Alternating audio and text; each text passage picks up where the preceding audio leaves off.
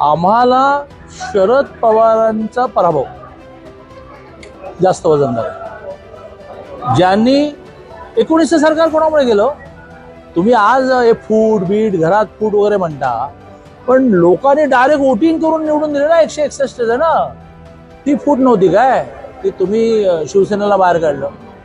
महाराष्ट्रात बीजेपीचं नुकसान नाही झालं, सर्वसामान्य माणसाचं नुकसान झालं. काढा ना इतिहास, 33 महिने काय महाराष्ट्राचा विकास झाला? हे महाराष्ट्राचं नुकसान कोणी केलं?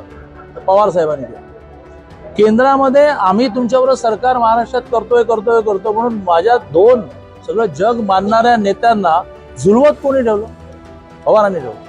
पण आज मला त्या पवारांचा हिसाब चुकता करण्याची संधी मिळाली आहे, मला, माझ्या कार्यकर्त्याला. त्यामुळे मग पवारांच्या विरुद्ध, पवारांनी तुम्हाला त्रास दिला, अजितदादा तुमचे असेच वागतात, राघव वागतात, गविंडीने वागतात. मला पवार शरद यांचा पराभव.